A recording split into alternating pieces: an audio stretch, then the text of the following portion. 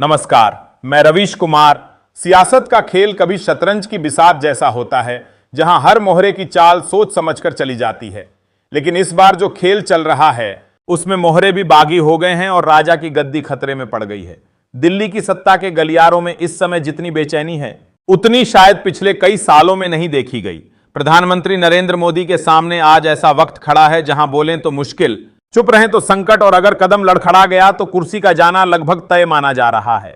यह संकट सिर्फ विपक्ष की वजह से नहीं है, बल्कि उस साथी की वजह से है जिसे कभी मोदी सरकार का सबसे भरोसेमंद सहारा माना जाता था। आंध्र प्रदेश के मुख्यमंत्री चंद्रबाबू नायडू ने ऐसी चाल चली है जिसने पूरे राजनीतिक समीकरण को उलट पलट कर रख दिया है। अमेरिका के राष्ट्रपति डोनाल्ड ट्रंप ने भारत के निर्यात पर 25% का टैरिफ ठोककर पहले ही माहौल गर्म कर दिया था। लेकिन अब नायडू ने इस फैसले के खिलाफ जो बयान दिया है उसने राजनीतिक आग में घी डालने का काम किया है।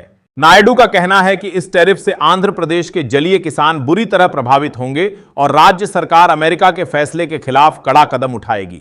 यह बयान सिर्फ ट्रंप के खिलाफ नहीं था, बल्कि मोदी सरकार की चुप्पी पर सीधा हमला था, क्योंकि अब तक विपक्ष मोदी को घेर रहा था, लेकिन नायडू जैसे सहयोगी का खुलेआम विरोध करना बड़ा झटका है। पिछले कुछ दिनों से संसद में जो नजारे सामने आए हैं वो सरकार की मुश्किलें बयां कर रहे हैं। प्रधानमंत्री 4 बार कोशिश करने के बावजूद दहशत शब्द नहीं बोल पाए। ट्रंप का नाम आते ही पानी पीने लगे। सदन में माहौल ऐसा हो गया है कि बीजेपी के सबसे पुराने साथी तक खामोशी तोड़ने लगे। विपक्ष लगातार सवाल दाग रहा है, अगर ट्रंप सीज फायर की बात 30 बार कर चुके हैं तो मोदी ने संसद में क्यों कहा कि किसी नेता ने उनसे ऐसा नहीं कहा। आरजेडी के मनोज झा ने राज्यसभा में ट्रंप के खिलाफ निंदा प्रस्ताव रखा है। अगर यह चर्चा आगे बढ़ी और ट्रंप के बयान सच साबित हुए तो मोदी के अपने ही शब्द उनके खिलाफ हथियार बन जाएंगे। इस बीच बीजेपी अपनी ताकत बचाने में जुटी है। 3 निर्दलीय सांसदों को जोड़कर पार्टी ने राज्यसभा में 100 का आंकड़ा फिर पार कर लिया है। लेकिन हकीकत यह है कि नायडू के 16 सांसदों का रुख डगमगा रहा है और राहुल गांधी खुलेआम आरोप लगा रहे हैं कि लोकसभा चुनावों में 15 सीटों पर धांधली हुई है। राहुल का दावा है कि अगर ये सीटें चोरी न होती तो मोदी प्रधानमंत्री नहीं होते। उनका कहना है, हम आने वाले दिनों में देश को दिखाएंगे कि चुनाव कैसे रिग किए गए और कैसे सरकार चोरी से बनाई गई। 5 अगस्त को बेंगलुरु से राहुल गांधी चुनाव आयोग के खिलाफ सबसे बड़ा धमाका करने वाले हैं। सूत्रों के मुताबिक उनके पास ऐसा एटम बम है जो बीजेपी की सियासी इमारत की नींव हिला सकता है। कांग्रेस का दावा है कि 100% पुख्ता सबूत जुटाए गए हैं और अब खेल पलटने का वक्त आ गया है। इस पर बीजेपी के दिग्गज नेता राजनाथ सिंह तक को कहना पड़ा कि अगर सबूत हैं तो तुरंत पेश किए जाएं। इस बयान से साफ है कि पार्टी के भीतर बेचैनी बढ़ रही है। अब सवाल यह है, क्या नायडू पहले से जानते थे कि मोदी सरकार की नाव डगमगाने वाली है, इसलिए उन्होंने वक्त रहते विपक्ष का दामन थाम लिया? क्या बीजेपी का बहुमत सिर्फ कागजों पर रह गया है और अंदर से पार्टी कमजोर हो रही है? क्या 5 अगस्त का धमाका इस सरकार की किस्मत का खेल बदल देगा? राजनीति की कहावत है कि सत्ता का खेल विश्वास पर चलता है और एक बार भरोसा टूट जाए तो गद्दी संभालना मुश्किल हो जाता है। आज मोदी सरकार उसी मोड़ पर खड़ी है।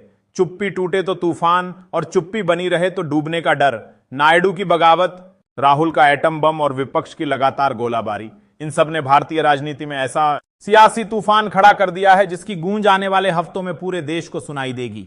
दिल्ली की राजनीति का मौसम इन दिनों और ज्यादा गर्मा गया है। हर तरफ चर्चा है कि 5 अगस्त का दिन सत्ता के समीकरण बदलने वाला है। राहुल गांधी बार बार कहते हैं कि उनके पास ऐसा एटम बम है जो चुनाव आयोग और मौजूदा सरकार दोनों की नींव हिला देगा। सवाल यह है कि आखिर वो सबूत क्या हैं जिनके दम पर विपक्ष इतनी बड़ी बात कह रहा है, और क्या बीजेपी इस सियासी तूफान का सामना कर पाएगी? सूत्रों की माने तो कांग्रेस की टीम ने पिछले लोकसभा चुनावों में 15 सीटों पर धांधली के ठोस सबूत इकट्ठे किए हैं।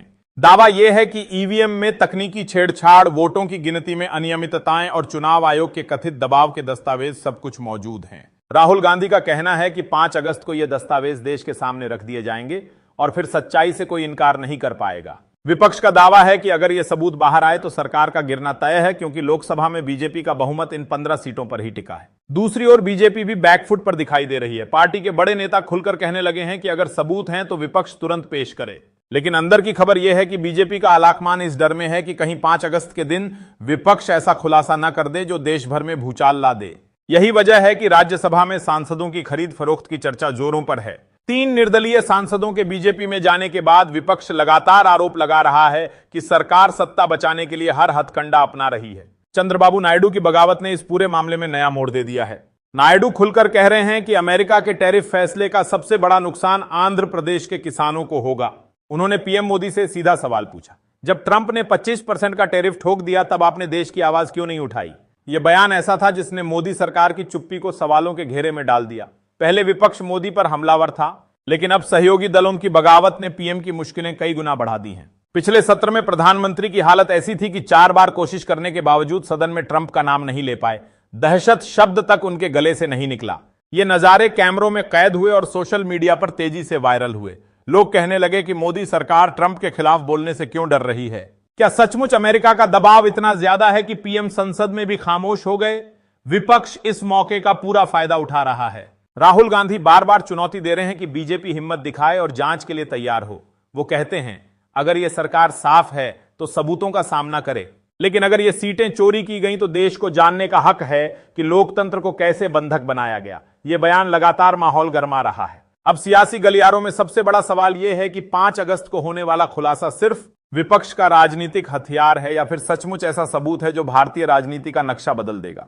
अगर राहुल का दावा सही निकला तो सिर्फ चुनाव आयोग ही नहीं बल्कि मोदी सरकार का भविष्य भी दांव पर लग जाएगा। और अगर यह दावा गलत साबित हुआ तो विपक्ष को सबसे बड़ा झटका लगेगा।